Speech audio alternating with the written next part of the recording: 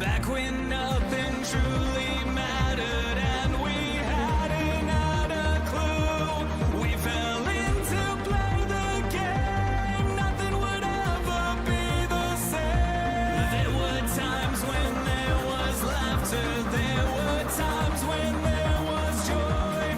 But they took it all away for the pleasure in our pain. Welcome to our whole new world. Shine a light on everything. Please don't be scared for what we made. Welcome to our whole new world. All that I tried to hide away from the scars we made. This is your chance to understand we did not design this plan that was built for you. There's nothing you can do. This is my warning, this is your sign that you can't go running high. We will fight for you. You know it to be true.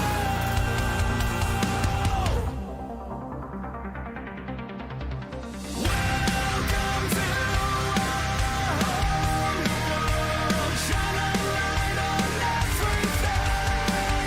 Please don't be scared for what we made. Welcome to our whole new world. All that I tried to hide away from the scars we made. From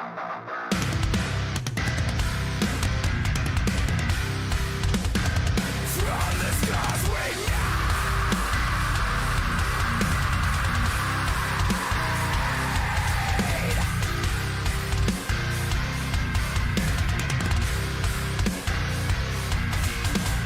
Welcome to our whole new world. Shine a light on everything. Please don't be scared for what we made. Welcome to our whole new world. Shine a light on everything.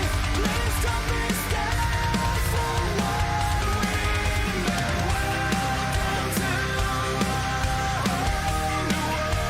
All that I tried to hide away from the scars we made. Welcome to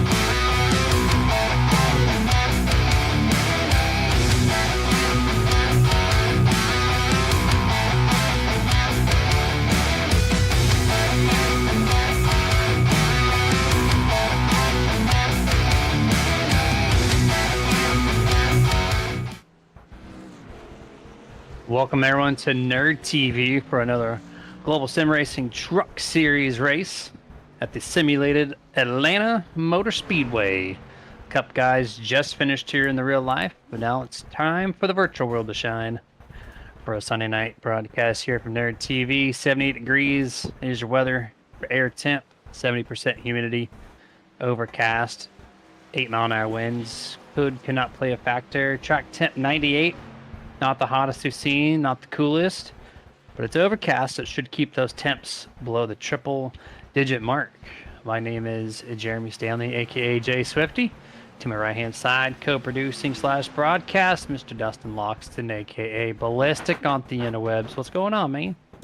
Sitting down ready to watch these trucks do battle at Hot Lana is what a lot of people in the old configuration would call it. So Hot Lana to reference hot burgers for the Whataburger 200 is tonight's race. Well played.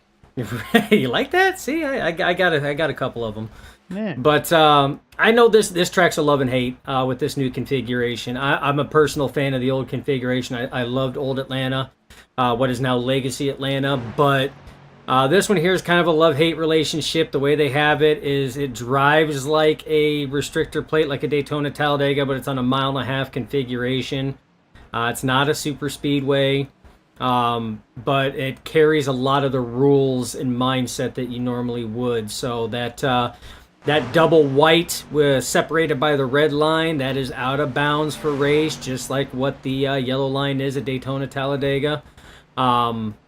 And drivers, draft is going to be a big thing. You're going to see, too wide, a lot of drafting, a lot of manipulation. And yes, because everything is kind of bunched up with those restrictor plates, the big one is always looming in the back of everybody's mind. Yeah, it's Atlanta. Quite a few of the Cup races have not seen a big one, and then we'll have one race that has like 10 cars involved. So this track is very, very interesting when it comes to that style. And Dustin, we were talking about paint schemes before we went live, and we got to shout them out before we end this 2 minutes of practice here. You see it on your screen, the 14 whatchamacallit from Team Whatchamacallit. We talked about maybe we should have a logo somewhere, and he did the whole truck. He listened. They watch our broadcast. They do. Some leagues just say they do and they don't. These guys actually do, and they took notes. So. And something else too, Jeremy, just for us. I got to take cameras off, but right there. I did not even catch that. Yeah, he said he did something special for us. So a Nerditudes-inspired paint, Mr. Clayton White. So got to give him a shout out on that one there, because again, we called him out, like you said. I love that. That's kind of a surprise. That's pretty cool. Another call that we talked to Stephen Hayes, and we're like, hey, we need to see the Whataburger scheme. I don't know if you got him on track. There he is. No number. I think we should forgive it just because, he reworked in. I agree. We need to forgive it. We do, because he did break it out. He forgot to check the sim stamp numbers, or forgot to upload the custom number one. But I'm with you, Jeremy. I say we let it slide just because he brought out the Whataburger truck like we asked him to for the Whataburger 200. He did. That's fantastic. They named the race after. He brought the truck out. Hopefully it doesn't bring bad vibes. He said he got rid of it just because of that. So hopefully the mojo's still there for the ghostly number 13 that's on the side of that truck. Dustin, there's some pit information that was given to us right before the race. Is that correct? We had about 40 to 50 laps on the fuel run here tonight. It's 134 laps, so that'll put us in a 2 pit window sequence if this thing goes green the rest of the way. Is that right? Yes, that is accurate. Some of the teams had been practicing, and that was around the average. Again, that can fluctuate depending on if drivers save in the draft, because it is entirely possible to save a decent amount of fuel lifting in the draft, because that draft will pull you. But yeah, that 40 to 50, so 45, 50, right around there is that pit window as far as fuel, depending on how much drivers are saving or not. Checkered flag is out in this practice session. It is over, and we have one driver in the 29-second bracket. John Howard in the 78.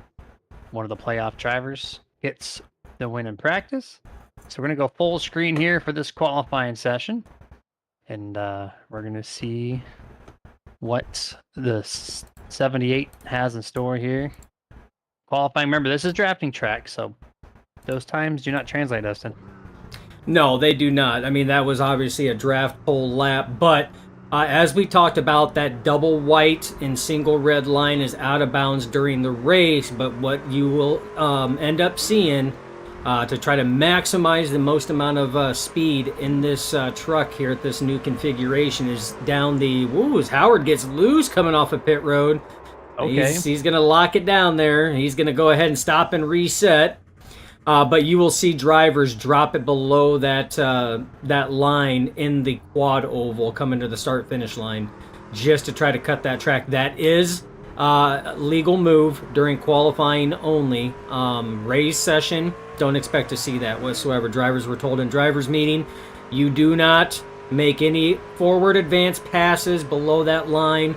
You don't even drop 4 tires below that line. You can drop your left sides below there at each of the kinks, essentially, and that's about it, but not to advance your position or anything else. So drivers were warned. They know the stipulations on it, so we'll just have to see what happens. Keep people in check, not trying to shortcut this place. And there we go. Green flag is now out for the 78. Going right to the bottom here for his first lap.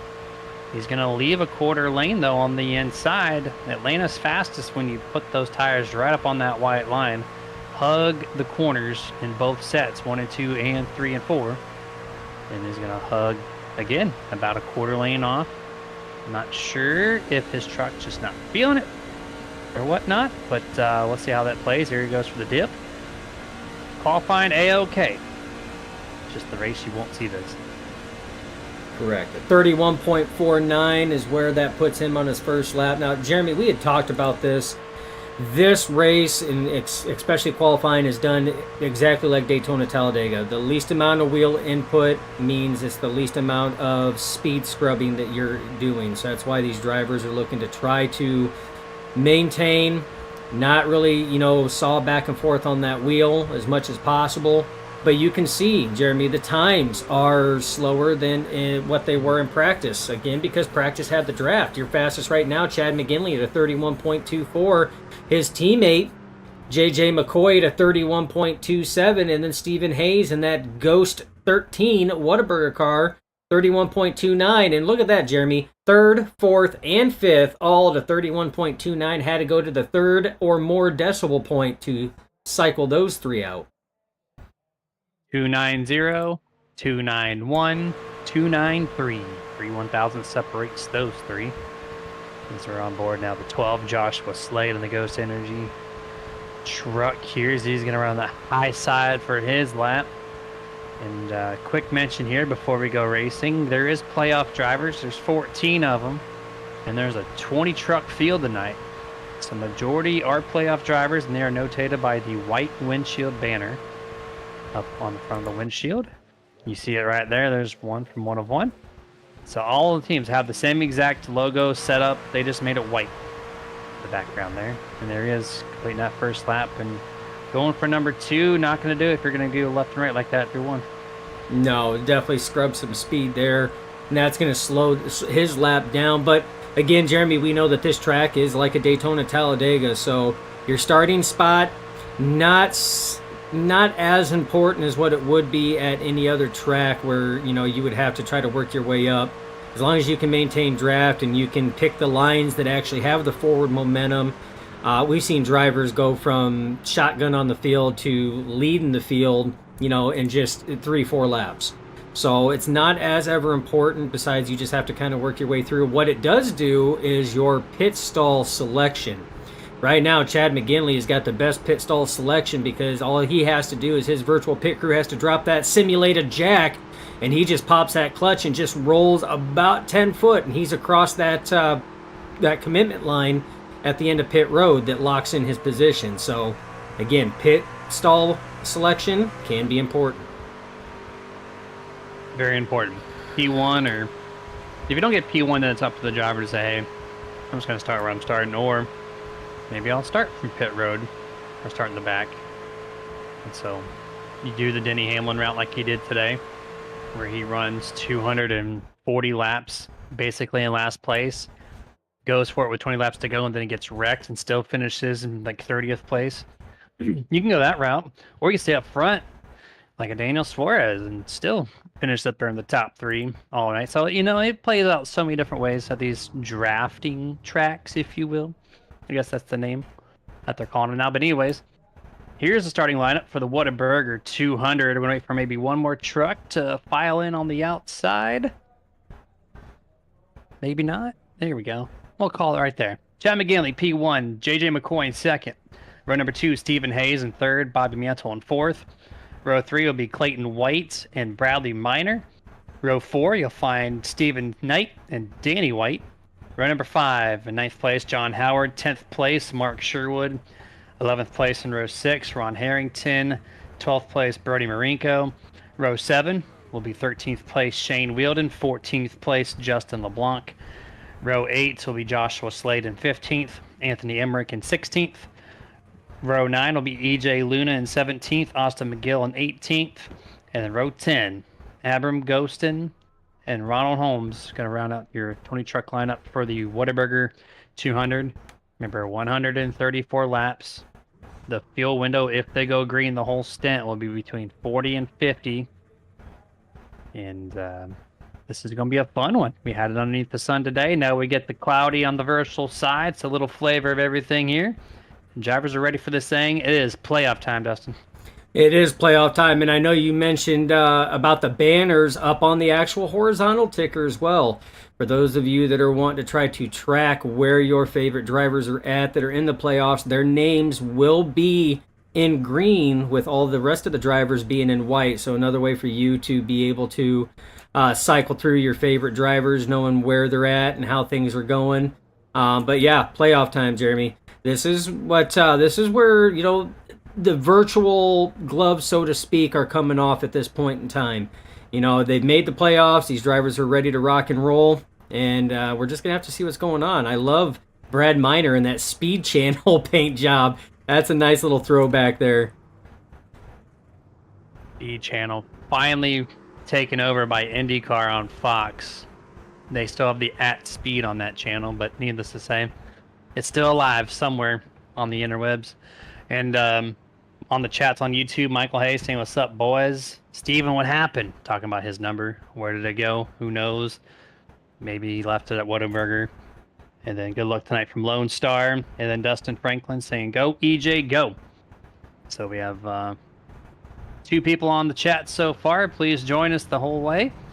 We got 12, 13, now looks like now 14 live on the YouTube side.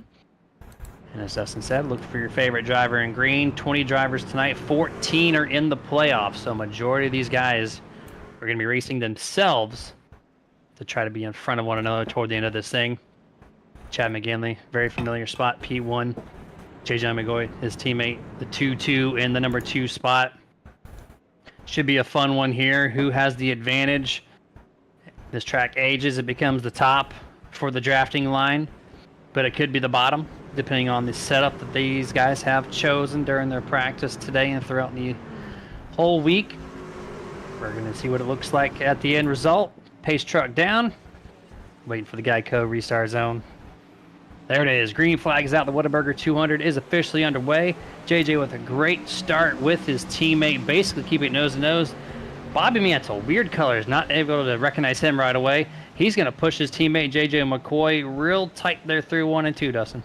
Yeah, I got some new colors and some new insignias on there. He's got the Team Conti Performance Shop on there now, so it's different seeing him in the red and black like that with the SimCube, but nonetheless, he's here ready to rock and roll. And Jeremy, just like what we had expected with this new configuration, side by side, and right now Grim Reaper Motorsports controls both the top and bottom lanes as it sits right now. But I would suspect, Jeremy, at 134 laps around this track, drivers taking it easy. We got a lot of laps to get down. The goal is to sit here and get back. And as I say that, look at that, Stephen Hayes in that 13 falling to the back.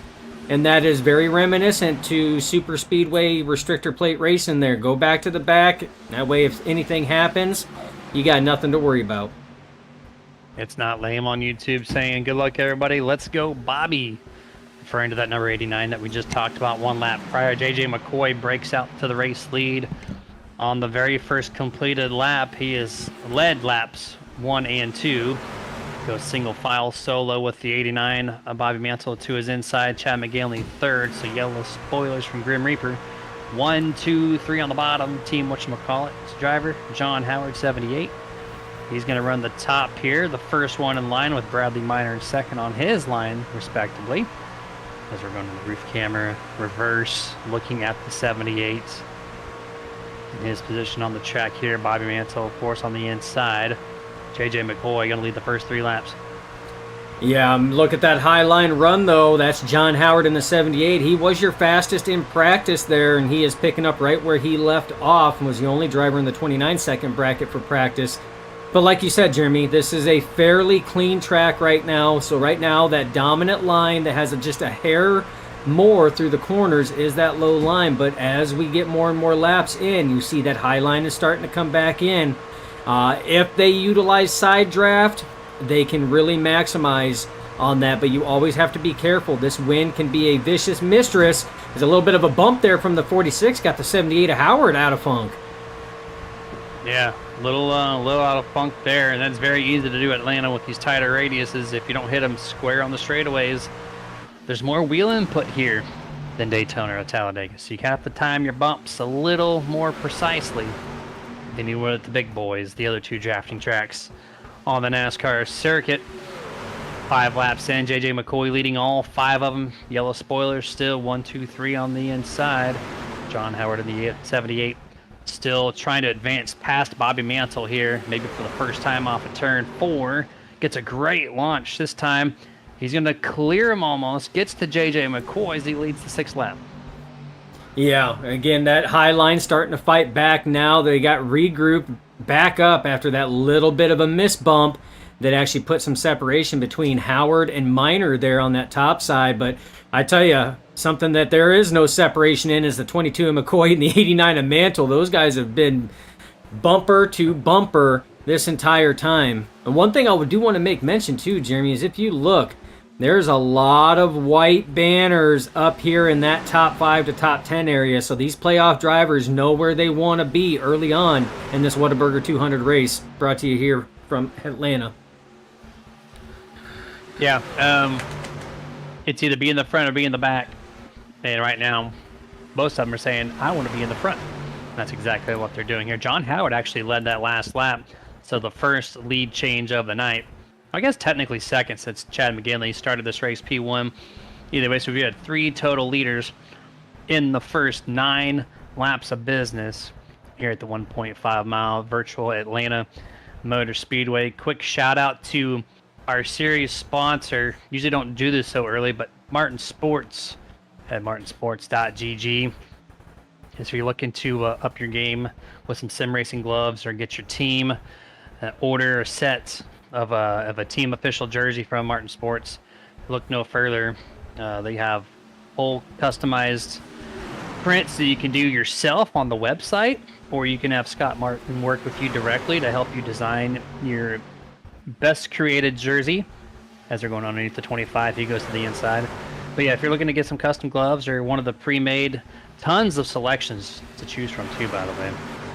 martinsports.gg once more. Super Nerd at checkout, 25% off. That's a great deal if you're looking to get your team set up. Yeah, and something else too, a lot of people don't know is the Martin Sports Custom Design Studio. If you have no design skill whatsoever, but you have a team logo, a company logo, there's a plethora of pre-made jersey designs and everything else there. That all you have to do is just upload your logo, slap it on there, and place your order, and Martin Sports will make it. They do it with hats as well, shirts, hoodies, things like that. I mean, takes nothing, no skill whatsoever, but you'll be able to have yourself a one-off piece of Martin Sports apparel for sure. So check that out, martinsports.gg. John Howard leading the way for the past 2 laps, 4 lead changes. Ooh. In the first 11 laps here. A little squirreliness off of turn 2, which when you get 20 or 30 laps into the run, these tires start to fall off just a little bit in these trucks at Atlanta. So the looseness will kick in more and more. People have to lift. It'll space out maybe a touch. The side-by-side might not be so close. So that's always a little curveball here at the hybrid track that is Atlanta Motor Speedway. Yeah, and that's one thing that really throws people for a loop is the longer these green flag laps go in, the more that these drivers, they will, especially the drivers on the inside lane, because they are locked down there. They don't have the freedom of the drivers on the high side where they can sit here. If they get loose, they could just drift up a little bit and then come back down. Not much movement for the drivers on the inside lane. So the only way they can lock that truck down and keep it out of the trucks from the outside lane is they have to play with that throttle and quarter entry. I mean, just slightly lifting it, just burping it a little bit to keep it locked down, but it's a whole new level that drivers don't have to deal with at other plate tracks. JJ McCoy almost thought about pushing her 3 wide there for a second, though. That was probably a good move not to push that 3 wide. And you already see the 78 seems like he's having a hard time, Jeremy, keeping that thing down on that white line, much like what he was in qualifying. Bradley Minor puts himself P1. He is going to lead that lap, drops in front of the 78, John Howard. Breaks out to a 1.5 truck length advantage. That will quickly be closed up here on the back straightaway. 54. Brody Marinko now leads the charge on the top with, oh, John Howard. There's not a hole there. What are you doing?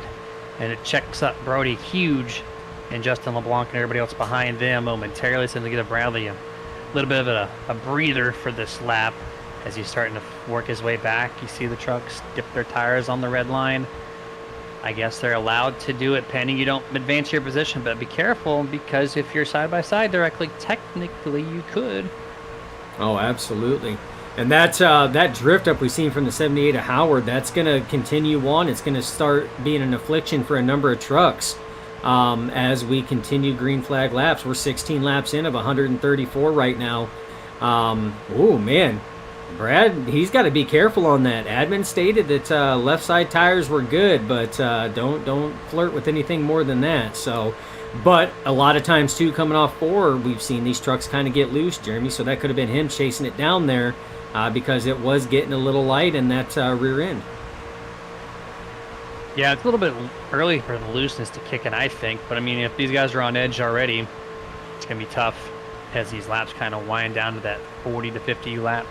One more big dip to the bottom. You see, I don't know if I agree with that because I think he beat the 54 of Brody Marinko to the line because he dipped his whole truck underneath it.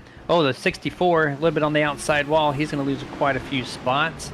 Checks up the 12 of Joshua Slade, leaves that big gap there. That's the amount of time he lost scraping the outside wall in turn 1. Yeah, and I've seen a couple drivers up there already as they were, kind of testing that high line. I seen Ronald Holmes about 4 laps ago. He was way up there. I don't know if he actually hit the wall or not, but he was definitely flirting with that top line before coming back down and getting back in the line. But it doesn't take much, Jeremy, just like at Daytona Talladega. A little bit of scrape is enough to pull your truck off pace, and you are going to lose it quite a bit. And as you could tell, it's taken a lap for Danny White and Joshua Slade to even catch back up to the 99 of Austin McGill. So, I mean, it takes time. Brody Marinko did lead that lap last time, and he squeaks it by this time with a great run with the 85. Oh, man. LeBlanc. Howard way out of sorts. We're going to go quick VHS rewind here. Oh, yeah. I did not catch that. Woo, buddy. Right in front of JJ McCoy, too, man. But good job holding on to that. But there's some trucks that are on edge, Jeremy. Where's Doyle Lawrence with the chili trousers when you need them?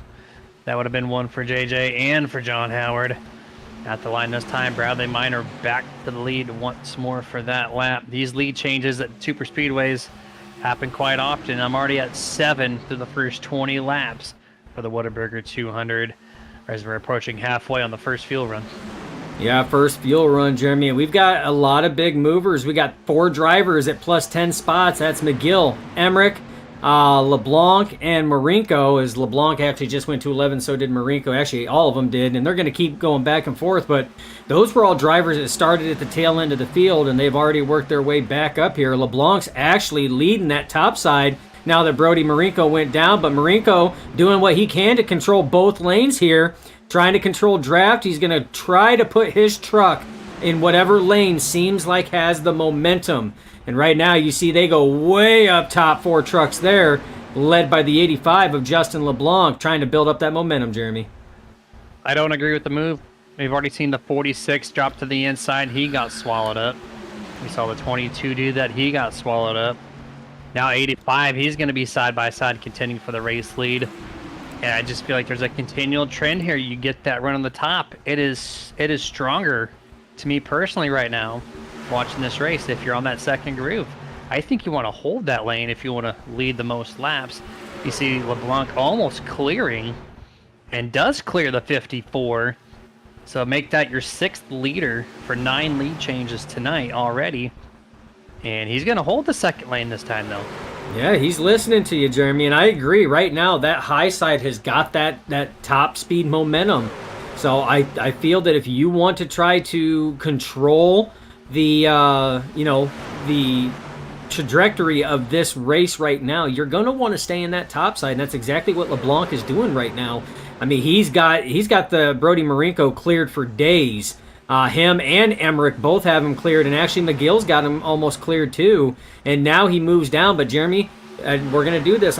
He's going to get swallowed up. Emmerich is going to get that good run from a good push from his teammate Austin McGill on that high side. And just like that, this reminds me of an AI race on Inter 2003. You load them up all under the super speedway, and they all just drop to the bottom every time, and then the outside pushes by. I've seen it so often, and it almost looks exactly like it here tonight. For the 7th leader tonight, the 23, Anthony Emmerich, on the outside. He's going to bring the 99 Austin McGill with him.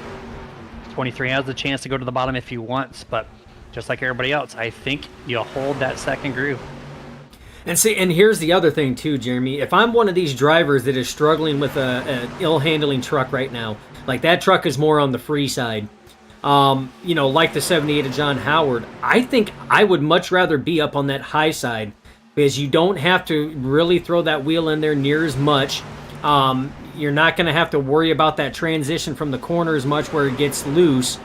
That is where, when I run this track, if my truck feels a little on the free side, that's usually where I'm going, is that top side.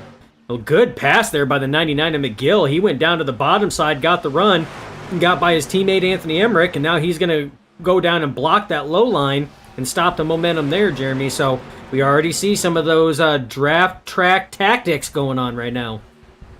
That's the only downside when you leave the top, or when you stay to the top, is you allow someone like Austin McGill to do a draft leapfrog move where you get the run, dive to the bottom, you just quickly pass the guy, shoot back up the track, and you're there. So that's the only thing you kind of have to watch out if you're going to run the second groove the entire time. Worked flawlessly for the 99. The 11th different lead change tonight on our TV replay. We're going to see it, and he gets the run. He goes to the inside, has the speed, has the shortest straightaway on the track, clears him. Look at that, by 2 truck lengths. And then he's going to take it back to the middle of the track, and he's going to hold on to it from this point forward. But just like that, if you got the room on the bottom, make it happen. Oh, absolutely. And that was a textbook pass here at Atlanta like that, utilizing that draft. It is. It's a slingshot leapfrog. And you're, LeBlanc. Hold on to her there, Bubba. Man, I know you got Red Bull on there, but don't have any wings right now and have that thing fly away. So, but I mean, it is. You leave yourself wide open like that, but I guarantee you that's something that towards the end of the race, if Emmerich and McGill are in that same situation, that's going to be something Emmerich's going to remember now, knowing that can be done, because, I mean, you have the speed built up on the high side, and you're shooting down to the low side, taking the shortest distance around this track. So everything is pointing and weighing in on, in your favor at that point in time. So a lot of tactics, Jeremy. And they're doing a great job. They took that lead, and then the inside is just... I kind of called it in about the first 5 or 10 laps. I said once this run starts to go through a little bit more and more, the trucks get looser and looser. You've seen the 78 and the 85 specifically. And you can't run so close to one another because it's more about lifting and handling versus just staying in the draft. And so we're seeing this field really space out, which is benefiting the 99, the 23, even the 85, those first 3 trucks. Inside lane, all single file. John Howard still trying to make some moves up there, but with his truck being a little on the looser side, as you said about 5 laps ago, Dustin, if you move up to that second lane, it just feels a little more comfortable. Yeah, it really does, and you're seeing now a lot of drivers are kind of moving up to that top lane as we go on. And here's the thing, so this is different than your Daytona Talladega. Now, the tires aren't really wearing as much. They're heating up. It's a mile and a half. that you are putting these, so it's a much more compact, confined track. So these tires are under much more stress. The temperatures go up. As they heat up, they get slick and greasy, and that's when they start getting loose. So you will see drivers, even though the tire wear won't be a major factor in tonight's race, you will see them take fresh tires when they come down pit road because they want to get those greasy, hot tires off there, get some fresh, cool tires on so that they can go at it, because they don't want to be battling this if they don't have to. 100% here, and shout out to one of our partners here at Nerd TV, Dusty Pete's Gifts and Collectibles, your official hobby store for the Nerditudes. Based out of New York, Dusty Pete's should be your one-stop shop for many things nerdy. Different kind of collectible cards from your fictional characters like Pokemon, Yu-Gi-Oh, Digimon, all the way through your trading cards of sports. So that's your football, your hockey, your baseball, basketball, all that good stuff. And then they got thousands of comic books to choose from, action figures, NASCAR diecast, a lot of things nerdy. So head yourself over to DustyPete's.com tonight. Check out what they have for you. Use promotion code SUPERNERD when you buy $15 or more, or $20 or more. You save 15% online your purchase. So there you got it. DustyPete's.com. I figured it out. Oh man, so I do want to give another shout out too, and this is to another nerd. He's a new nerd with us, Peter DeBorgia. He is actually currently at a speedrunning convention right now. So this guy here, he's a nerd beyond nerds, man. This guy holds some top 10 spots and some world record standings for speedrunning games and everything else. Does a lot of stuff for Extra Life. Raising funds for charity. So just a good guy all around. Want to give him a shout out as he is currently at that LAN speedrun convention that he's at this weekend. And that guy talks like he's got 3 Red Bulls deep every single day. All day. Energy. All day. Good energy though. Good energy. Good energy. It's very good energy, and that's how he's able to do those speed runs, because you can't do that tired. There's just physically no way. So kind of cool. He's out there doing it. He loves it. It's fun. It's fun to watch. You see Abram Ghost on the 25 going lap down for the second time this evening, just not having a good start to this race. And he continues to drop back further and further for whatever reason the case is. That's odd though, because I mean, you would think he'd be able to get in with the draft, but this is the second time they've driven all the way around the track and lapped him again, Jeremy. So I don't know if maybe he's just not used to this track because it is a newer configuration. A lot of people haven't raced on it yet, or maybe there's something wrong with the truck itself, setup wise.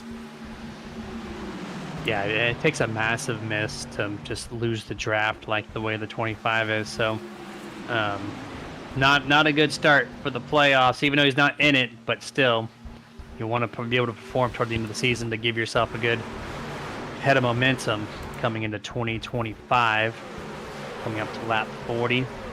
Pit window, as advertised before the green flag tonight, is officially open.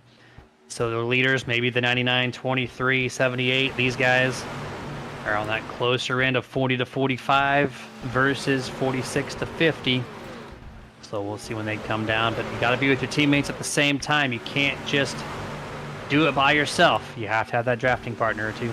Ooh, 24 loose. Yeah, 24 really loose. And no, you're not wrong, Jeremy. You have to have drafting help. Otherwise, you're going to find yourself in a situation like Abram Ghostin out there without drafting help, and that pack is just, they're going to sail away into the sunset, kind of waving at you as they leave you, because they're not going to hold up. So you have to coordinate with your teammates. You see a lot of the drivers now, Jeremy, down on that inside lane. Only about 4 of them now up on that top side as we're working lap 41 of 134. So drivers trying to get every position they can. Clayton White going to the outside. He's got Brody Marinko in tow as they're trying to move forward a little bit, but expect these drivers to try to find some holes on that inside lane to get down there in preparation for their pit entry. The 24 AJ Luna. Actually, no, I thought he went 3 wide at first, but I guess not. Backtrack that. Here we go. The 64 really close out of the 14 Clayton White. Team whatchamacallit with the whatchamacallit scheme. I still love that. And that's instantly top 3 favorite paint scheme of the 2024 season for this league at Global Racing. And making some strong moves, Dustin. sitting here in P5 still, but now for the first time, he's looking to try to crack the top 3. 14 trying to become a new leader in this race. Yeah, well, and the thing is, he's in good company. Look at that. I mean, your top 4 spots right now are all green spoilers for Team Whatchamacallit, so they have slowly worked their way up to get themselves together, which is kind of flip-flop. You know, at the start of the race, we've seen a lot of yellow spoilers up there, and now the yellow spoilers have kind of fallen back to just outside the top 10 right now, Jeremy. So, but they're all lined up. Look at that. You see 4 of them right there, and the 5th one is Ron Holmes coming across the start-finish line. So I feel that this team here at Grim Reaper Motorsports is already prepping for pit road entry, and they just kind of safely back themselves out of the 2 wide racing to just try to log laps until they hit the pit road. Yeah, it's also handling too, right? We talked about that. Handling falls off, and so maybe Grim Reaper had a really good setup for the first 20-25 laps. But Team Whatchamacallit, 4 spoilers, all green in the top 4, crossing the line this time to complete lap 44. So they have a long run setup, or they just finally said, you know what, we need to get ourselves to the front and try to figure this out. Either way, they are showing a great amount of strength as a team collectively in the top 5. And I see Michelle Rittenberry, usually a fan with us on Tuesdays for RSR, jumping in on our Sunday night broadcast again. We love Michelle. We love Michelle over here. She's always rooting for us and hanging out with us, and we love it. So welcome aboard, and hopefully this race turns out to be a pretty good one to watch right now. These guys are making it fun. 2 by 2 by 2 all of a sudden. We're back to where we were lap 1 through 5, where the entire field is just getting to it, which is kind of weird, Dustin. You said Grim Reaper was trying to maybe get together for their pit stop coming up real shortly. Why go 2 by 2 all of a sudden when you know you're coming down for pit road real quick? Yeah, well, they are just outside of the 2 by 2. Stephen Hayes is just in front of all the Grim Reaper Motorsports drivers. And then everybody in front of them is 2 by 2, as you can see, as we're riding on board with Justin LeBlanc right now, as he's right in the thick in the middle of this hornet's nest. These drivers here, Jeremy, I don't know. You know, I don't know where their fuel is at, if they've been taking it easy, but we clearly know they're not going to be pitting from that high side there because the amount of speed that they carry in. And this is a very tricky pit road entry. That white dot that you just seen on the inside there is usually a marker for drivers to start pulling off the track and woeing it down. A lot of drivers will wait until turn 4, like you do at Daytona and Talladega, and really transmission brake this thing down. But it's going to be hairy because you are carrying a lot of speed, and you got to get down to pit road speed, Jeremy, which is a whopping 45 mile an hour. Dustin, we're at the key at my personal segment. I just noticed something. I don't know what we're going to call it, but maybe like what the paint are we talking about here? Danny White in 64. Not only did he leave the blue square where the numbers go to signify where you place it on the template, he left it on there, but then he left on the wireframe. I can see the wireframe. He did. So blue squares, Y, and then wireframe. So there's your what the paint moment right there. I think that's what I call it. I don't know, but I like it. You need to fix it.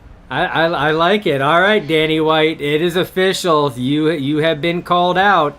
So you know the drill. Got to get that thing fixed. Coming from one painter, they are very animate in the art of painting because they want everybody to look their best out there. So that's Jeremy's way of doing that, is making sure everybody looks their best out there, because a paint job is an extension of that driver. So everybody, myself and Jeremy here at Nerditudes and Nerd TV, we always want the drivers to look their best out there in their finest.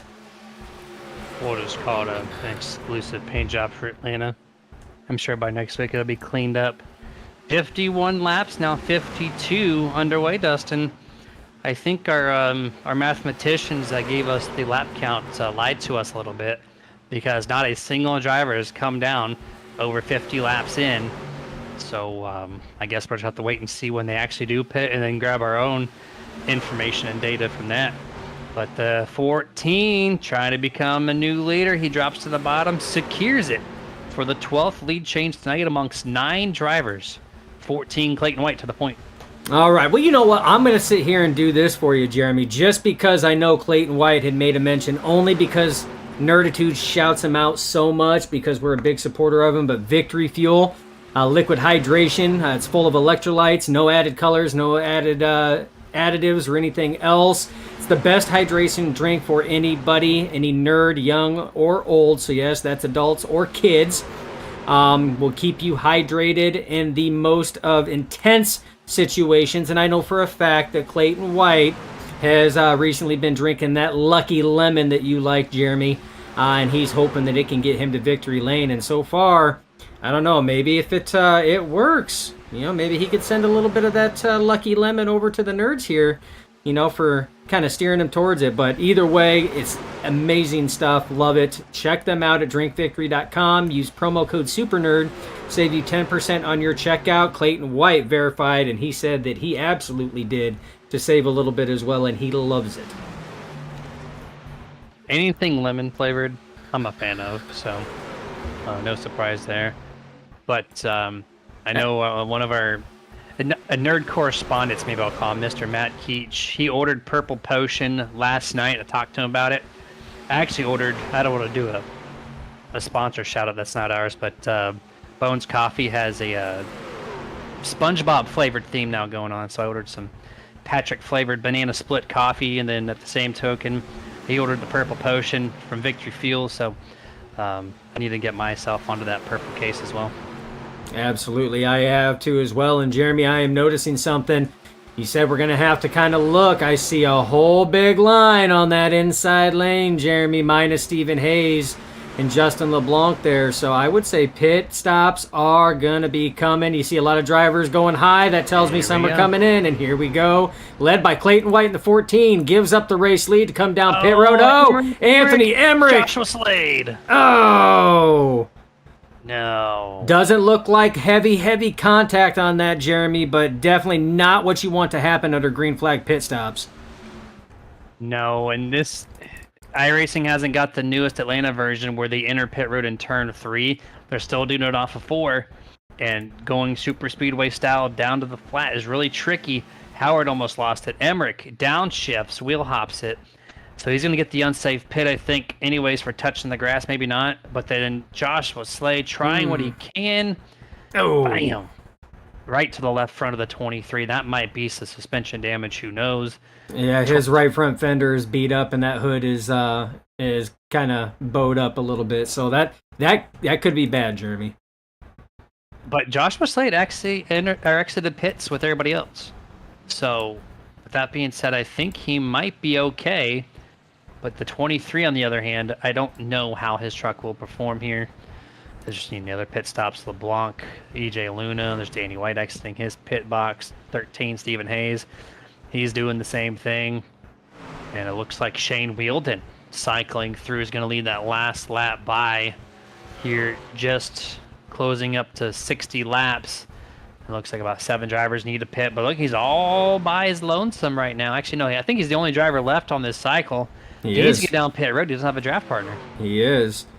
And here's the thing. Remember, I said, that pit window is only dependent on how much the driver saves.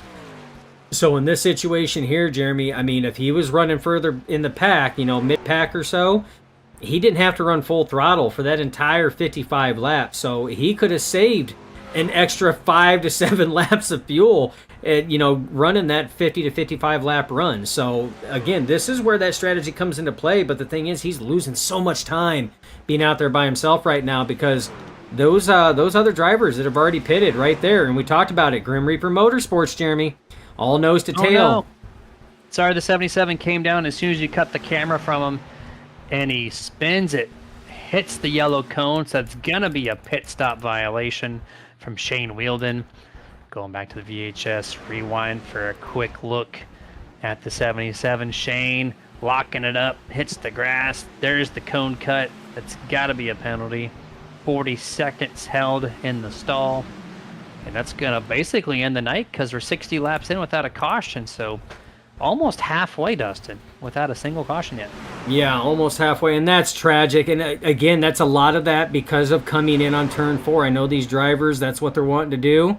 At some point in time, iRacing is going to actually catch up with the real world, and that pit road entry will be at turn 3, and that will cut a lot of those situations and incidents off right there.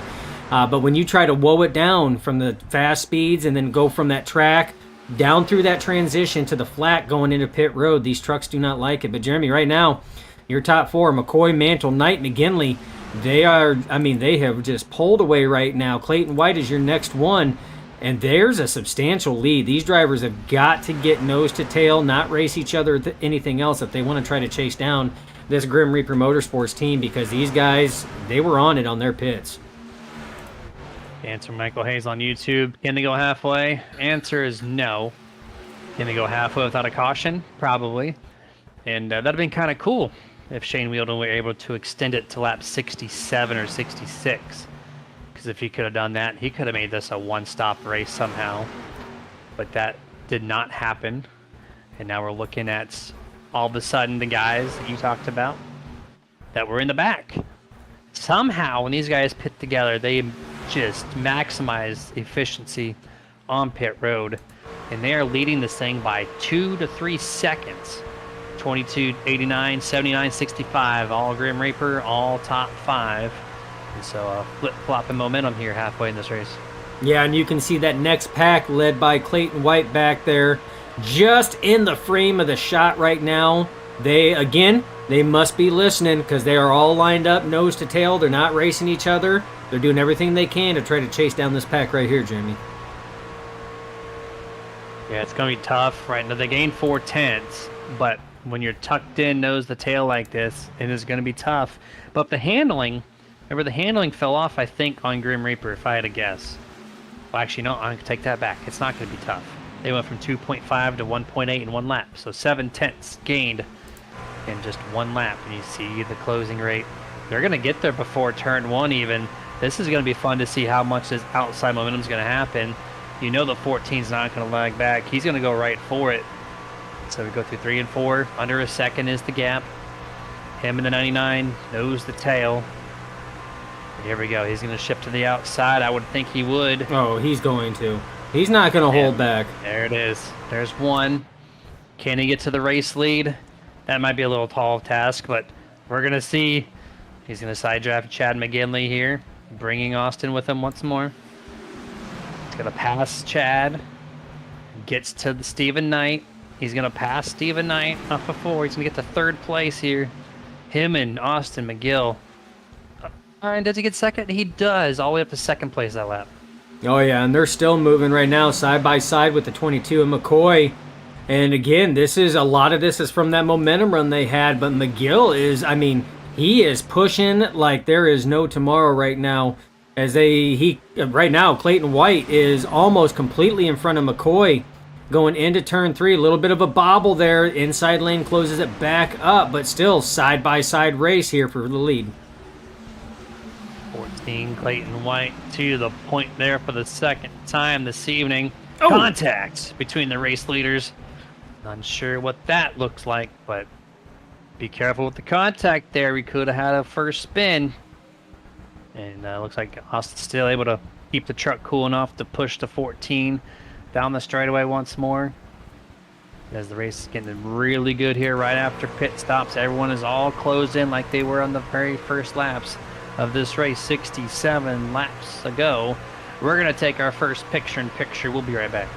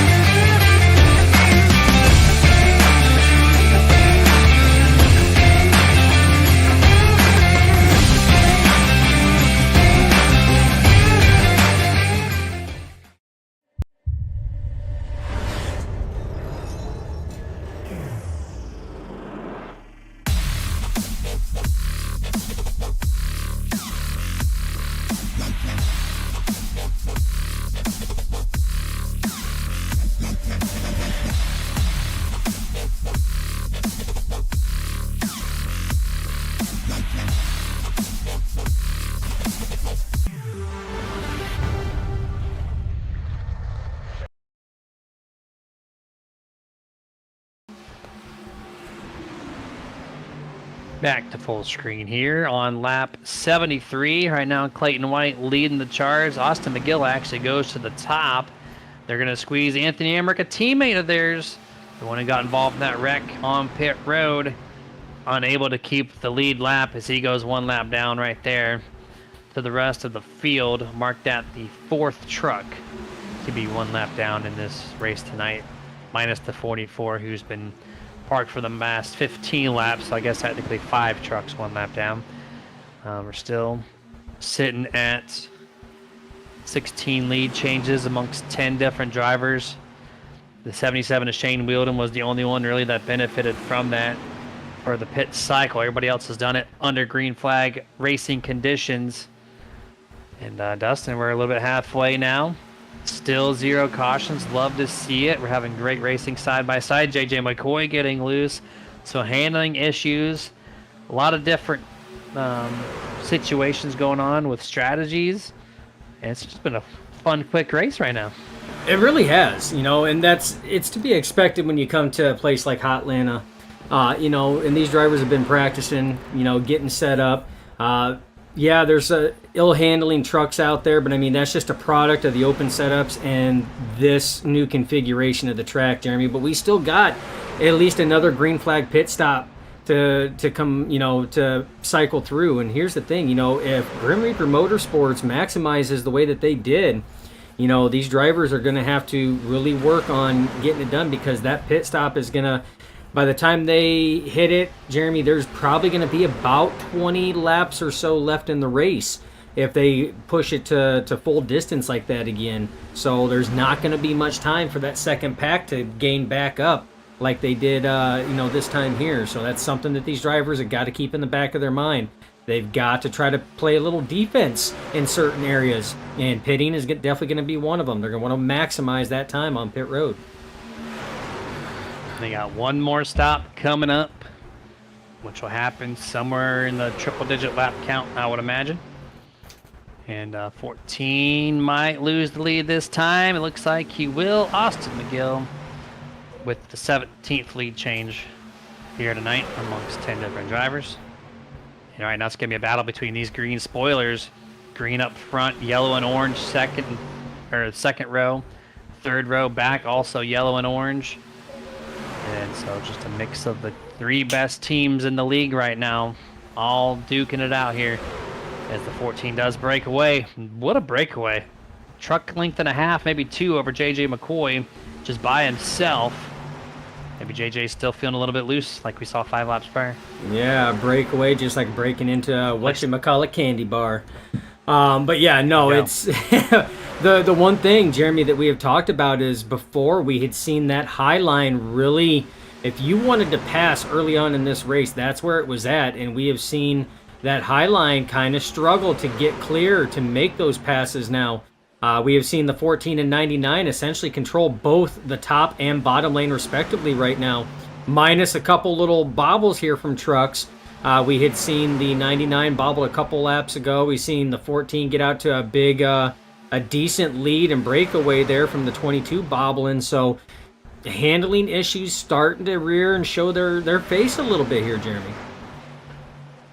Yeah, and I'm watching the 22. I know you got the camera pinned on him. He is not having a fun time behind that wheel. Just loose all over the place here, including lap 80. So mark this 54 laps to go in the Whataburger 200. Riding on board the 22's Oakley Visor.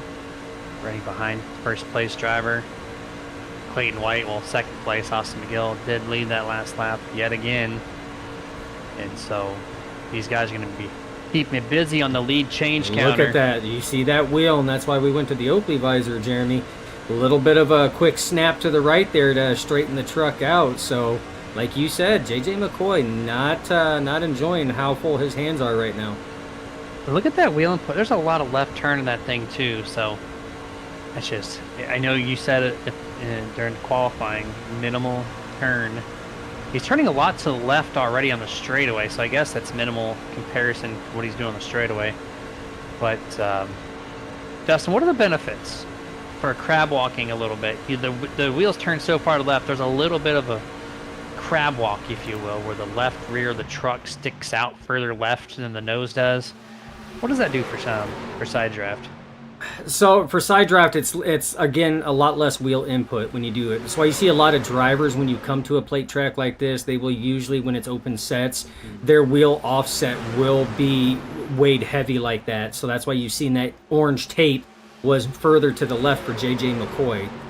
It's less wheel input in the corners, a little bit more fight down the straightaways, but it's easier to keep a straight wheel than what it is when you're trying to turn. So when you're trying to turn, you're not having to put as much input into it, especially when that truck's under load going in the corners, which plays dividends when you are side by side with individuals like that, because it's less wheel input you have to. The truck is doing more of the work in the corners than what you are. And that's kind of what you want. That way you can focus and maximize that side draft as much as possible.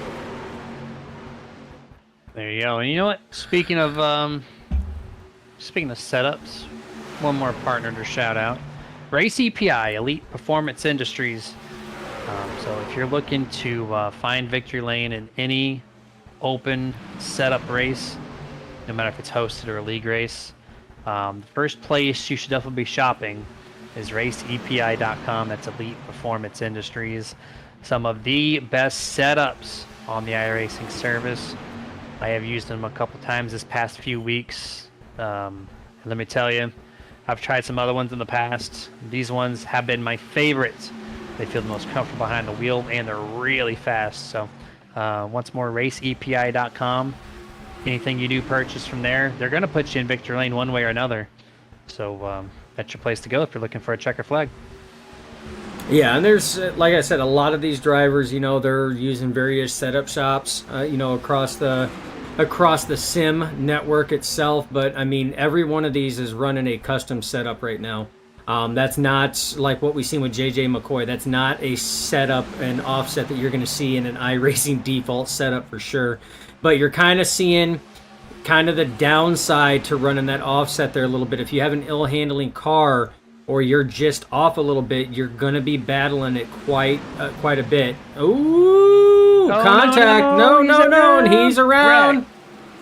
3 trucks involved. He kept it straight though. Yes, he did.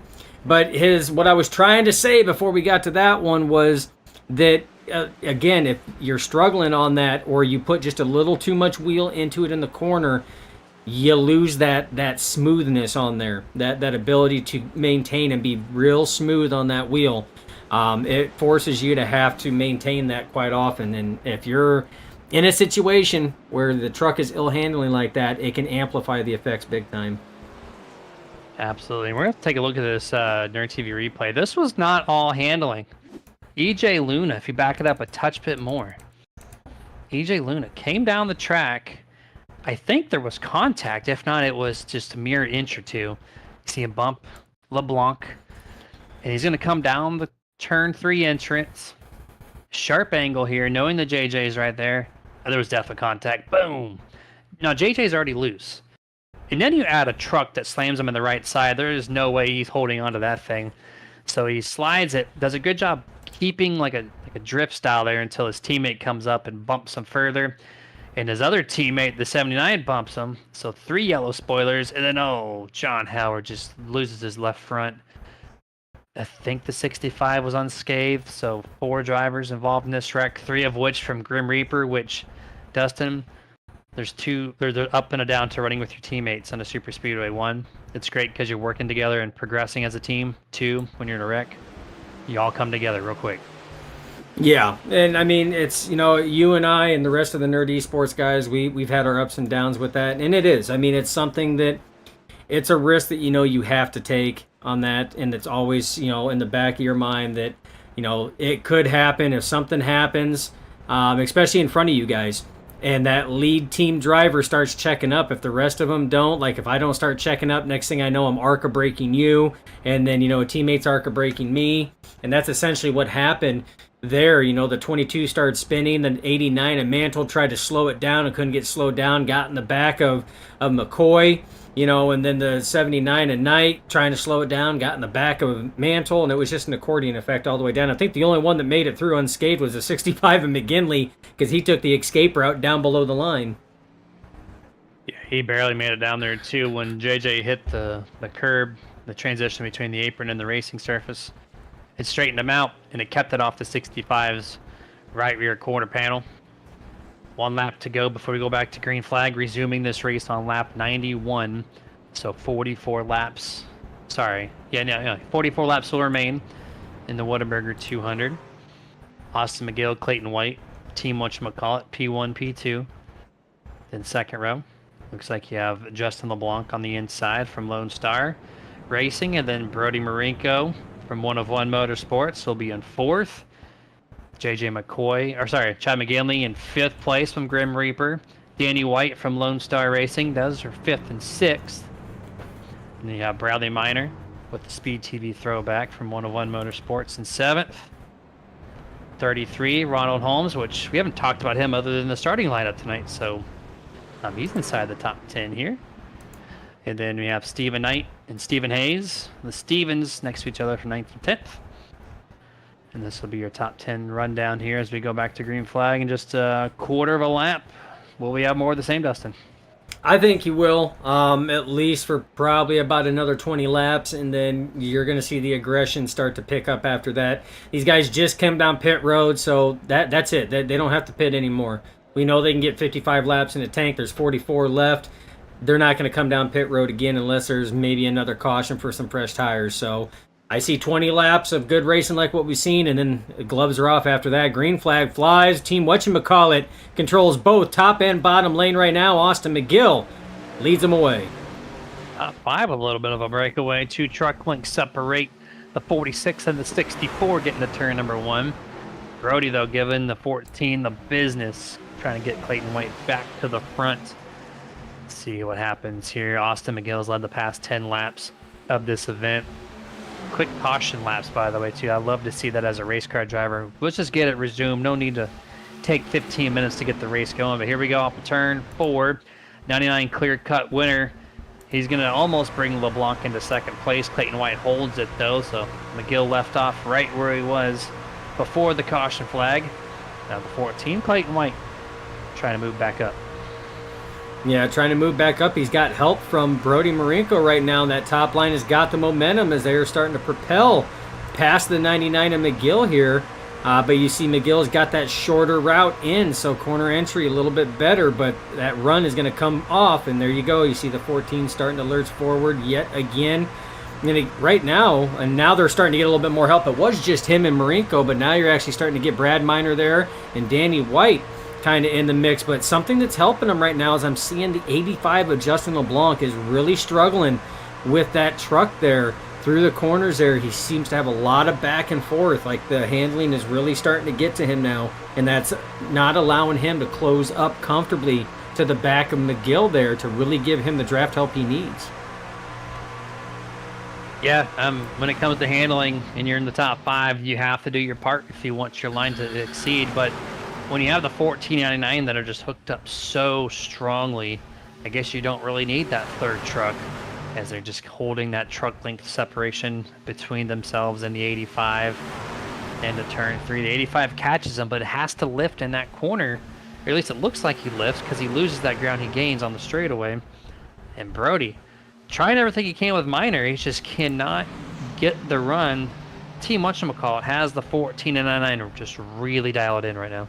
Yeah, they've been dialed in all night, just like Grim Reaper Motorsports has when those team cars get together as well.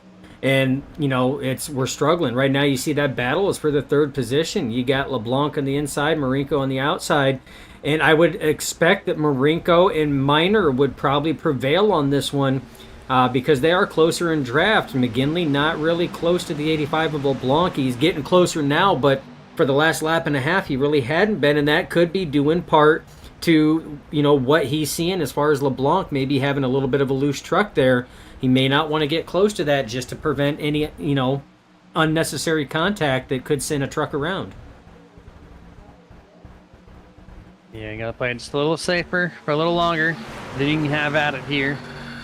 We've seen the green spoilers work their way up to the front, but now since they're starting in the front, can he just hold on and dominate? Or does somebody like One of One, who's now got the 54 and 46 on the top on the outside of the 99, Austin McGill, they're going to have a decent chance to maybe getting to the 14's quarter panel here, getting to turn 3. Doesn't look like they will make it. And so they're just struggling a little bit as a lead truck to make any progression into the top 2 off of turn 4. Usually where you get the strong runs and just nothing to show for it. The 2 green spoilers still leading the bottom, 1, 2 on the inside, single file, 3rd on back, still 2 by 2 by 2. Yeah, and this is exactly what Clayton White and Austin McGill want to see. They love seeing in their mirror right now the 85 and 54 side by side like that. Not seeing that high line really making any advancement forward, and knowing that the trucks behind McGill can't go anywhere because, well, McGill and Clayton White are holding that spot. You know, that's what they're looking as McGill now goes to the high side here. He's going to try to pull him up. So now we're going to see what's going to happen when we have both of these trucks here. Real tight racing there as that high line's trying to get organized. Look how versatile that 99 was. The high side was going nowhere. Austin jumps up to the top, and all of a sudden, they're almost side by side with the race leader, Clayton White.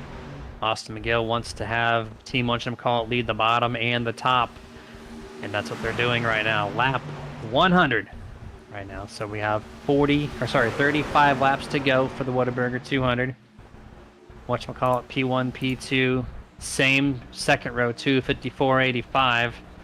As the 14 loses a little bit of ground there. Had to check up, I think, on corner exit 99. Austin McGill leapfrogs himself in front of his teammate for the 21st lead change tonight.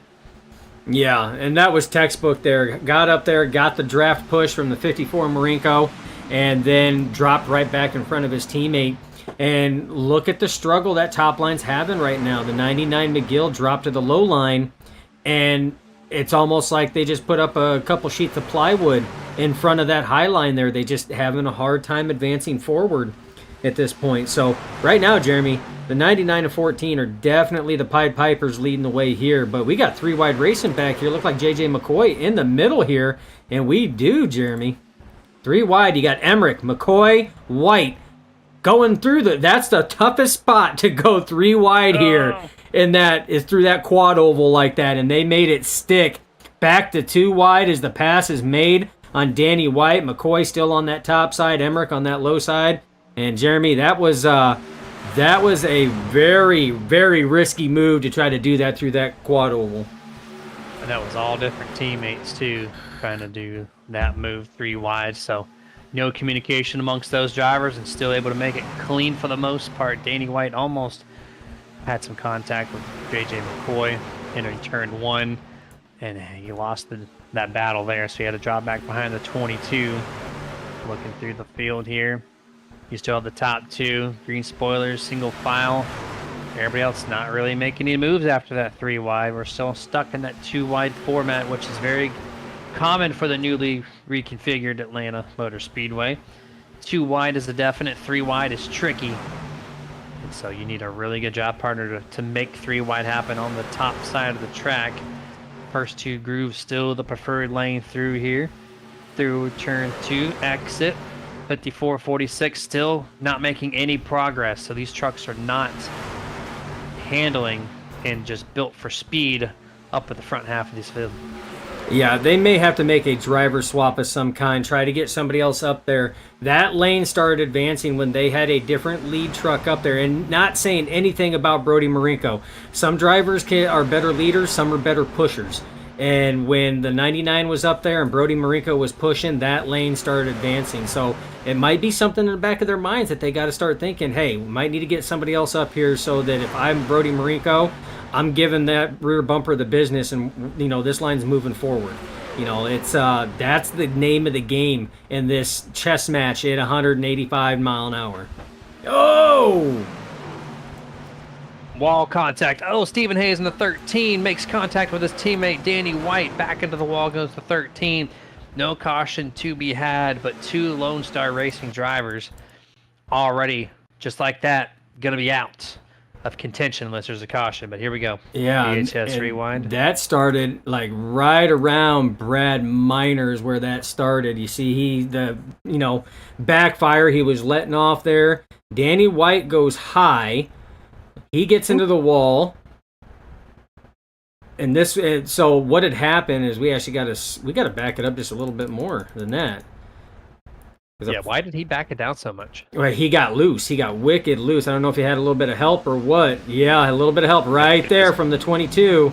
So they had to back it down. You see the 64, Danny White, got into the wall because everybody was checking up. Stephen Hayes got in the back of Danny White.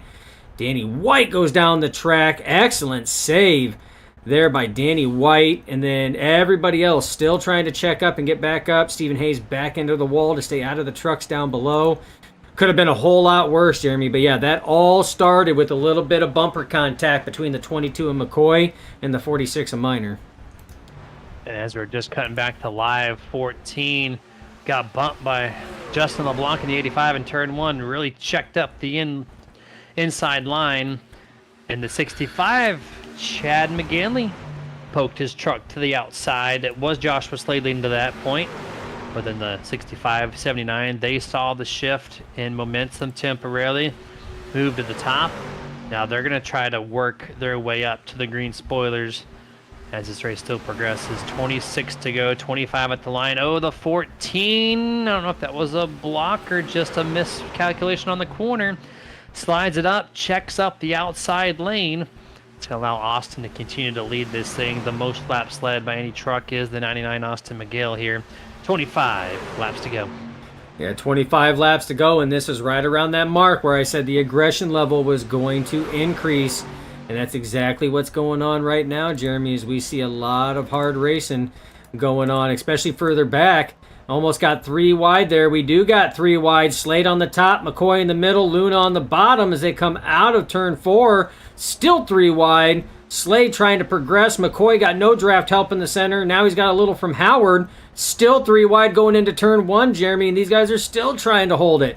Finally, Luna lurches forward back to 2 wide, but McCoy still holding that middle lane, which is locking Slade to that top side. Slade is loose, even up in that third groove. He's wiggling, but he's going to still hold it. He's going to try it. 78's going to almost make contact with JJ McCoy. The second time we've seen JJ run the middle of a 3 wide situation in the past 20 laps here.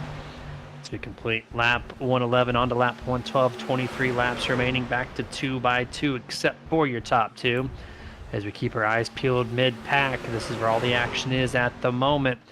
I think if you need to put yourself into a chance to win, you have to do it within the next 5 to 10 laps at most. Oh, 46, Minor getting loose. He's going to back it down. And McCoy got loose too through there. He shot to the high side to get behind his teammates and had to really put wheel into it, and that truck did not like that. Not one bit. 22 still struggling. 24, Luna, he's also been one of the trucks really loose on edge. Oh, 46, Minor scrapes the wall just barely, but he's okay there. A lot of trucks, Dustin. Just handling is gone. Yeah, well, and here's the thing. What I'm seeing out here is a lot of these trucks are making the very abrasive and abrupt moves that drivers typically would at Daytona and Talladega. The issue is you can't do that here. You're seeing the product of that right now. When you try to make those abrupt moves like that and quick lane changes in trucks where the tires are greasy and it's an ill handling factor, which is something you don't get at Daytona and Talladega, it catches the drivers off guard, and then they're trying to counter steer out of these loose situations. See the 22, his rear tire is barking at him right now. They got to try to refrain from that, especially with 20 laps to go at this point in time. One of these times, it's going to bite them, and their luck's going to run out, unfortunately.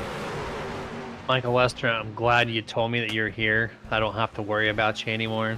I appreciate you for chiming in here with 20-some laps to go whenever you got your comment in there. Welcome aboard to this potentially very chaotic inning to the Whataburger 200. It is building between third place on back to be very, very fun, but the spoilers, the 99 and the 14, Austin McGill, Clayton White, those guys definitely just ruining this race for everybody else because they're just so much faster. So the race is really for third on back. At this point in time, it really is. And don't get us wrong, Lester, I mean, the racing up to this point has been phenomenal. But we know that with the way these trucks are handling, You know, the drivers trying to make the abrupt moves they would at Daytona and Talladega here. It's only a matter of time before somebody's going to be in the spot where those trucks are going. But yeah, right now the 99 and the 14 have been leading the way. Justin LeBlanc has been holding strong. A little bit of apron there. He gets a little loose. It's going to slow it up. And that's going to put Emmerich right at his tailpipe. There is so many trucks loose. The 85 actually got loose before the apron touch there and won. Then I saw Steven Knight also get a little squirrely. He's more loose to 85. Cuts back in front of the 23. 23 looks like he might be on edge slightly. There's about 5 or 6 trucks right now who just are struggling to find grip right now. Yeah, and what that did was look at that top side, that 85 getting loose, and that top side having to check up because he had to drive it up the track to catch it, has slowed that run that high side has had. 17 laps to go right now, Jeremy, and your top 4 are clear. Well, now they're not. Emmerich now is racing with McGinley side by side, but your top 3 are clear. They have no competition anywhere around them besides behind them. So right now, your big battle is for that 4th and 5th spot, as these drivers are still going. 4th place now clears. That's Emmerich. So now that battle is for that 5th spot between teammates. That's going to be Knight and McGinley side by side. Michael Hayes wanting to know what happened to Stephen Hayes on the YouTube side. Well, it's backed up. I think it was the 46 making contact with the 22. As 22, by the way, he's 3 wide once more in the middle. Just loves being 3 wide on the front straightaway. Oh, he's making contact. There it is. There it is. Marinko into EJ Luna.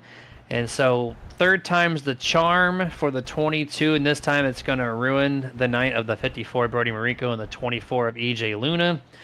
And that's kind of what happened there. They got loose with the 13, and then he got contact from his teammate 64, and they both wrecked. But here's the actual wreck that just happened. We'll take a better look at this. 54 gets jacked up in the rear. EJ Luna gets collected. Did the 54 come up or the 22 come down? I know the 22 put a little pressure, but I couldn't tell initially who did what. We're going to take a look here and see if we can't figure it out. So this that's a pressure right there. Yeah, this is coming right off of that first kink, 54. That one, it almost seemed like they both come together. The 54 was slightly coming up to that next line. 22 definitely looked like he came down a little bit more than the 54 was coming up. But that, again, that's that quad oval down there, Jeremy. That's one of the toughest places. 1, because the track is flat down there. And 2, it's so hard to try to judge where drivers are going to be and what line they're going to be running down there.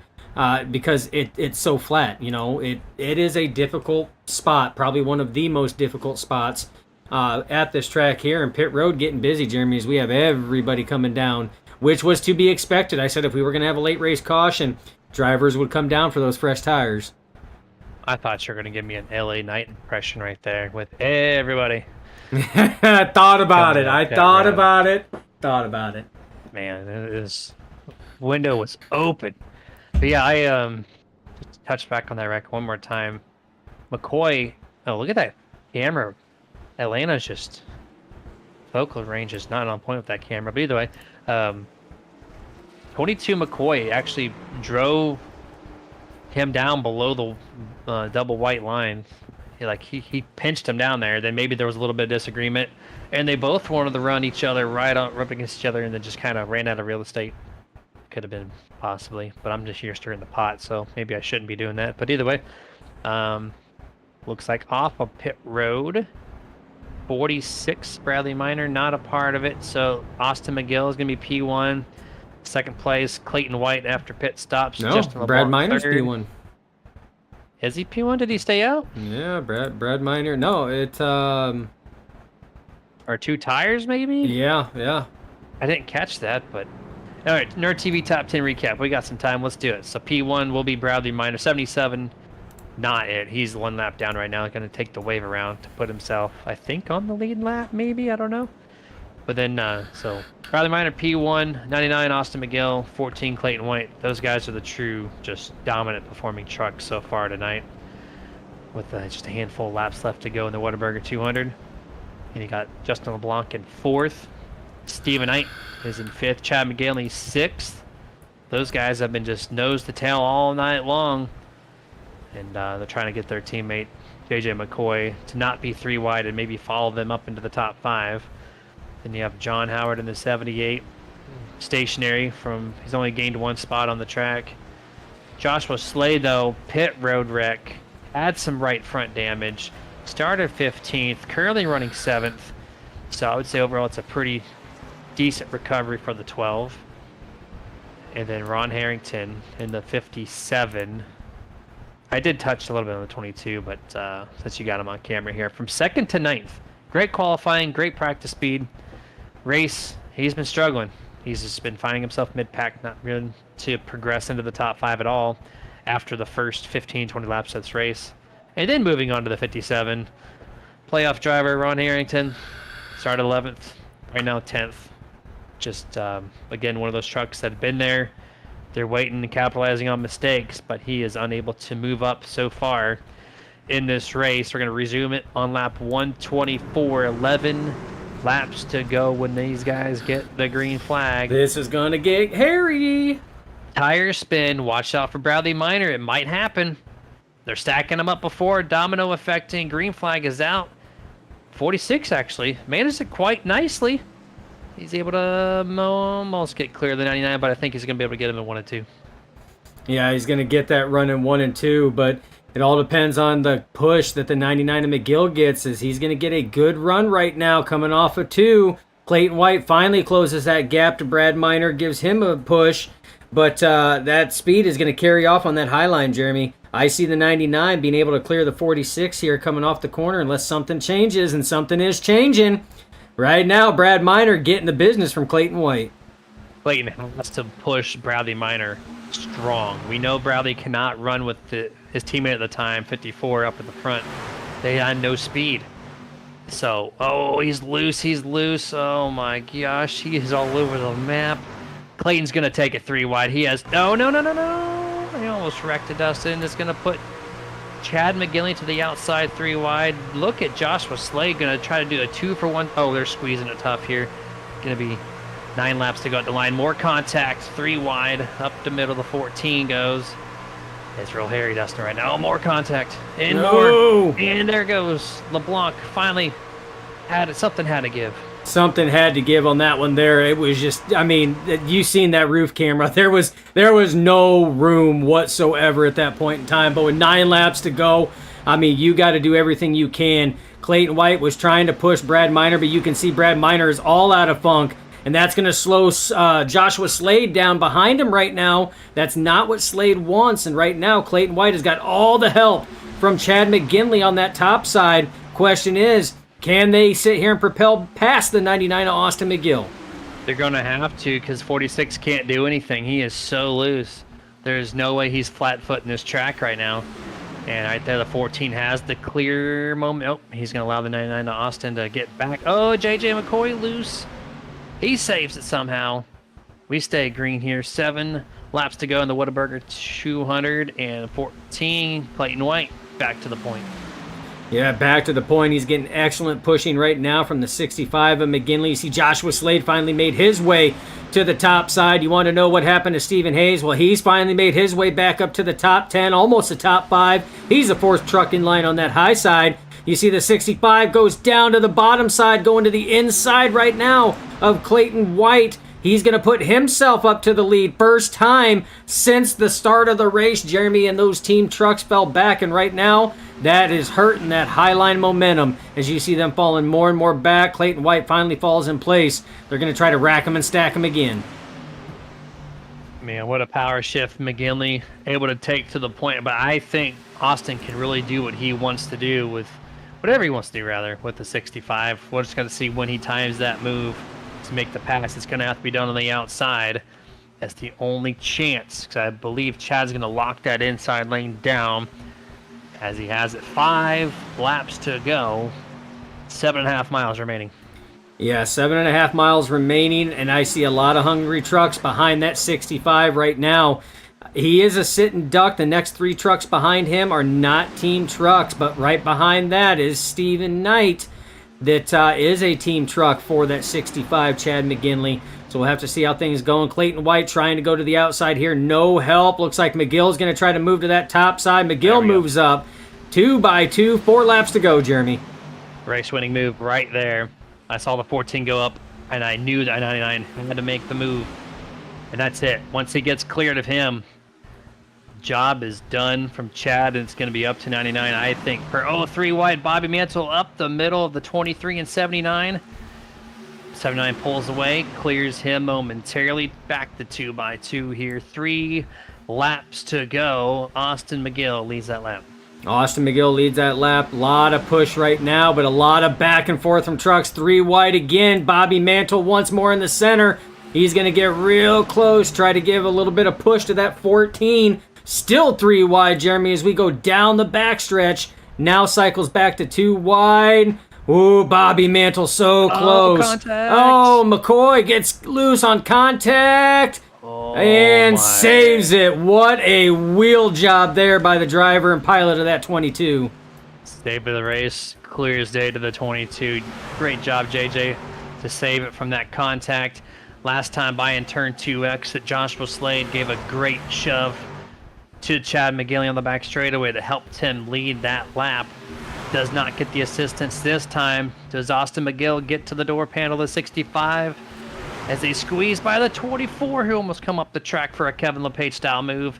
White flag, 1.5 miles to go. McGill almost there. How strong does Clayton White push Austin? Oh, he's going to have to give him every bit. Oh, too strong there. Is there 3 wide now? Clayton in the middle, Austin up high. Clayton has got the push. Now what's going to happen with the 65? Is he going to try to block momentum? Side by side is that second lane right now. McGinley has that inside run. Oh, Slade loose on that apron. They come off the corner. Slade's around. Contacts made as they come across. Holy moly, looks like McGinley pulls it off. Chaos. I thought McGinley lost this race. Wow. And then the bump between teammates to try to help. You don't bump in the corners here at Atlanta. And it did the 99 in, and then chaos across the start-finish line. Top 3 playoff drivers, Chad McGinley, Clayton White, Joshua Slade. And we go to replay. Oh, yeah, so this got hairy and out of hand. You see this 12 is getting real loose there. And finally, it just gave way with a little help from Stephen Knight. You see Clayton White, a little bit of contact there to slow it down. Slade comes back up. Door slams, 79 and Knight. That closes everything up there, but just not enough to slow up the 65. And right there is your winning move. Joshua Slade crosses a line, P3 in a slide, and then just to add insult to injury, John Howard finishes off the full 360 rotation. I thought it was kind of curious to see Bobby Mantle in the 89 push Clayton White strongly down the back straightaway with a half a lap to go. I thought that was the bad move to help his teammate try to get to victory lane, but he's able to hold off at the end of the day. Big burnout here. Did not expect to see the 65 win, but he's going to take yet another checker flag for the 2024 season. And here is the unofficial results presented by Race EPI. Chad McGinley first, Clayton White second, Joshua Slade in third. That's your podium top 3. Stephen Knight fourth, Austin McGill fifth, Bobby Mantle sixth, John Howard seventh, Anthony Emmerich finishes in 8th. 9th place, Bradley Minor. 10th, Stephen Hayes. 11th, Ronald Holmes. 12th, Ron Harrington. 13th, JJ McCoy. 14th, Shane Wheeldon. 15th place, playoff driver Danny White. Brody Marinko in 16th. And then 3 playoff drivers in the back, 17th, 18th, and 19th. That's EJ Luna, Abram Ghostin, and Justin LeBlanc. And then Mark Sherwood, who parked it really early in this race, finishes in 20th.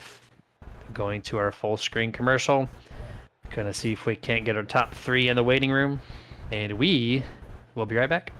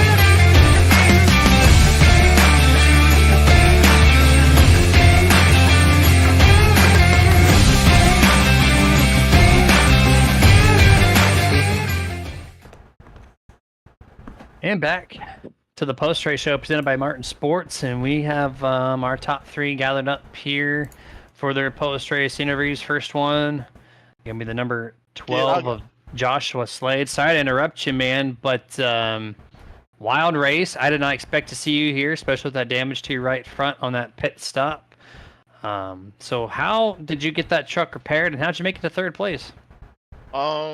Pretty much, all the damage is repairable. I got into some unfortunate circumstances on that first green flag pit stops, but if you're a good driver, you know how to be there at the end of the race to have a good finish. And one of many trucks that was loose on that last run, especially that last run. Was it the fact that everything was just rubbered up and not as much grip, or was it just the fact that people were just trying to make the moves to get to the finish where they wanted to be? So we're running a little bit different than how we're running the rest of the laps. So it's last lap. You're full throttle all the way on through the corners, and you're trying to get as much trying to save your tires as much as possible from overspinning or oversteering. So just pretty much just trying to hold on to the truck, and as well trying to bump Chad to the win. So yeah, it was just that, man. A lot of good racing. Yeah, that was a very fun race to watch. Just a blast. A couple 3-wide moments, a lot of good solid 2x2s, trucks being loose, a bunch of different things going on. But at the end of the day, you somehow got 101 Motorsports in the podium top 3. So congratulations on a good start to the playoffs. Any thoughts you have before we let you go tonight? Yeah, shout out Reaper, Speed Lab, shout out 101 Motorsports, shout out you guys in the booth for another phenomenal broadcast. Can't wait to go rewatch this. And yeah, expect me to have some top finishes throughout the weeks, throughout the upcoming weeks in the playoffs. So I'm fully back and invested and motivated. So yeah, we'll get out of this slump and we'll get some good finishes. You heard it, guys. You expect him to be up in the front. That's number 12, Joshua Slade, man. Congratulations on P3. We'll see you next week. All right, yes, sir. Thank you. Yeah, man. All right, now it's our time to go to the 2nd place driver, which Mr. 14 Clayton White's in the whatchamacallit truck. Nice paint job, man. Thank you, sir. I had to do it for you guys. I heard it on last week's broadcast, or 2 weeks ago broadcast. So I figured I'd do one up for you, boys. You absolutely did. You put our little avatars on the bed of the truck. The scheme itself very simple, but it looks fantastic out there. Walk us through the team prep. At the beginning of the race, we saw yellow spoilers from Grim Reaper up front. And about 30 laps in, it was all green spoilers from Team whatchamacallit. So was that something on the handling side, or was that just late in the run, we have to get to the front before the pit stops come out? Premier gave us a heck of a long run setup, and I knew if we could just make the tires last throughout the beginning of the run and the middle of the run, it was going to definitely pay off in the end. And I fell back there. I went all the way back to the back once there at the beginning just to see exactly how it would do going back up through, and I drove my way back up through there pretty easily. So I knew it was definitely going to be good for the long run. And then when we had that pit stop cycle and we came out behind the Grim Reaper boys, I was a little nervous because they were all lined up, but then I saw us starting to build the numbers, and then once we started building the numbers, the speed just started coming, and we just finally just walked them down and started get past them, and we were just riding. I mean, McGill and I, we work well together. I mean, the whole whatchamacallit team, we try to do our best to work together, and especially on these kinds of tracks. So once we had it figured out what we had to do, we just kind of stuck to that game plan. But you and Austin just had a phenomenal truck there toward the end. I thought you were virtually untouchable, and then somehow the 65 kind of spoiled that party there. Yeah, that was on the iRacing spotter. Him and I are gonna have to have a talk. He never cleared me when I was going by, and I didn't realize McGinley was clear of him. So once I saw him dip, I was like, oh no. So I don't know what I think. McGinley paid off the spotters up there. Conspiracy hats already in place here. Not even 10 minutes after the race, but just final question. You and the 99 tried everything you could. Is that bump that you gave him in 1 and 2, is that a bump that's been had prior, or were you just kind of testing the waters there in the final lap to see how much you could push forward the 99? Yeah, well, I just hit him at the wrong time. I just got in there a little too aggressive, and it just upset him a little too much. I needed to get him a little bit more on exits. That way it would propel them ahead. I was trying to get him the win, and just trying to push him up through there, but I just got into him a little heavy, and luckily he saved it, and we went up through there okay. I do have to apologize to LeBlanc for getting him into the fence. Nothing was intentional there. I just came down, and Slade and I got together, and it kind of washed me up into LeBlanc. I was trying to give him room because I knew we were 3 wide, and I just couldn't do it, and I just bounced off him, so I have to apologize for that.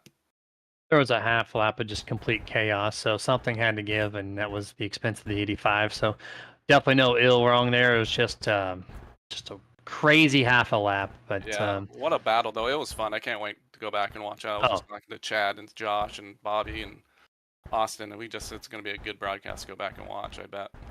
It was amazing from our perspective. It's always a good broadcast, Clay. It's always a good broadcast, but I'd like to go back and watch the end of the race. Hopefully it was a good showing at the end to get people on the edge of their seats. I was. It's perfect. That's what we like to hear. I'll leave Dustin for the biased comments. But Clayton, the floor is yours. Final thoughts before we let you go. Yeah, I'd like to thank Team Whatchamacallit for the help that they did get me up there. Shout out to Ronster's Wraps for all of his paint work that he does. Shout out to Victory Fuel. I think that pre-game Lucky Lemon helped me out there to get me up to P2 and led a bunch of laps. Thank you guys for putting on a great show. Thank Premier for the setup. I'd like to say hello to my beautiful wife out there. I think she's watching. And my dad, I know he always tunes in to watch. And say thank you to everybody else who turns into Nerditudes and keeps this broadcast going. Because it's definitely a good time for us drivers to go back and watch. And glad you guys are here to put the show on and do a wonderful job as you always do. Well, appreciate that, man. Appreciate everything. Good win, Chad. There you go. We almost had him. It was close. It was close. But maybe next week, man. Maybe next week we'll see the 14 at Victory Lane. Have a good rest of your week. We'll catch you next Sunday. All right. Thanks, sir. Yeah, man. Bye. There you go, Dustin. He shout out Victory Field when he did the sponsor plug. So there sure did. ties the knot there on that one. But very familiar scene, Dustin. We got to load up that Victory Lane for once more. The 65. Chad McGinn with yet another checkered flag. Chad, congratulations. Thank you. Appreciate it. How'd you make it happen, dude? You had strong qualifying effort. You started up front. The team fell off on handling. I thought the green spoilers had it. So how did you manage to get up there and battle for that win? Honestly, just patience. Honestly, that was the big thing. Our first run, our whole goal was just to survive the first run until pit stops. Got all our track position back after falling back a little bit on that early pit call.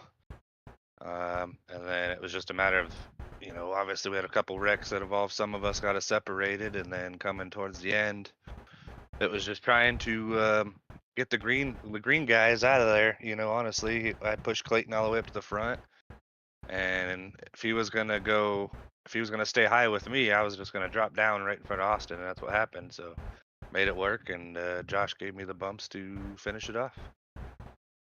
And how was the handling out there for your team? Everyone was on edge, especially that last set of laps there to the finish. Your team seemed like stability was there for all the drivers. Did it feel like that way, or were you just kind of doing so good behind the wheel we couldn't tell on TV? I was a little free, honestly. Especially the first long run, it started getting a little free, and the second run, being a little more up towards the front, started getting a little free, and then once we moved up to the middle lane, that's where it really got free. When I was up there later in the race, it was definitely wobbling and really lifting, and it just wasn't going anywhere, so I had to get back down. I was like, this is going to be the end of my race if I lose it here. So, but otherwise, I mean, it was good. I mean, JJ had a little bit of damage and was fighting a little bit of a looseness. Bobby, once he got his fixed, he was flying. So, honestly, the setups wise, we were fast, that's for sure. Just a little free, but we were good. Yeah, 100% there, man. Job well done. Setting yourself up great here for this playoff, picking up the first win of the playoff. So, good luck through the remainder of the 2024 playoffs. And final thoughts before we let you go. Yeah, Joe, I appreciate it. Thank you guys for putting on a good show. Can't wait to watch this one back. This was a pretty fun, hard-fought battle. Obviously, it's a little different than Daytona and Talladega. Can't just quite get the runs going on the outside or the inside. It kind of just stalls out each other. So it was fun there. But other than that, just trying to get out front and build a little bit of a lead because I'll be missing Iowa week. So hopefully I can make it through and gain some points and still make it through to the Final Four. So just want to thank the Grim Reaper guys for putting in the practice this week. We were pretty stellar. A couple good finishes out of us, and appreciate Global for putting on a league because it's a pretty fun league. Absolutely. I'm having fun calling it as well. And congratulations once more, man. Good luck the rest of the way. We'll catch you next Sunday. Yes, sir. Thank you. Yeah, man. And that was Chad McGinley, your race winner, and Dustin. He's going to skip Iowa, so he's got some work to do. Yeah. He was talking about last couple weeks that he wasn't going to make all of the races, so he's trying to maximize everything he can. And I tell you what, he did that tonight for sure. You can't maximize any more than taking the race dub. So overall, though, Jeremy, I mean, these guys put on a hell of a show tonight. I mean, long green flag runs. I mean, the 3-wide action, the loose trucks, the saves. And, I mean, just that entire last lap, just chaos and everybody just trying to scramble to get every inch they can on that track. That led us down to a fantastic finish. So, I mean, overall, man, it's these boys over here at Global Racing Truck Series and the Global Racing League. They put on a good show. Very, very good show. Very fun to watch. Love calling them every single Sunday. And we're closing down the season, just like everybody else is. They kind of end their season in October and November. So you guys, we're going to let Scott Martin take it from here. Dustin, appreciate you once more for doing co-producing / broadcast with me. And we will catch you guys this coming Tuesday for the RSR Next Generation Cup Series race. Have a good rest of your weekend, and we'll catch you Tuesday. Get your nerd on. This presentation is brought to you in part by Martin Sports. Get the apparel, look stylish, be badass with apparel from Martin Sports. martinsports.gg. iRacing iFlag. Must-have flag marshaling system for any aspiring sim racer. Get yours today at iracingiflag.com. Boomer button boxes. Total sim control at your fingertips. boomerbuttonboxes.com. If you race hard, then you need to rock hard. And no station gets you harder than iRock935.com. If you're a collector and that's your game, then Dusty Pete's, that's the name. DustyPete's.com.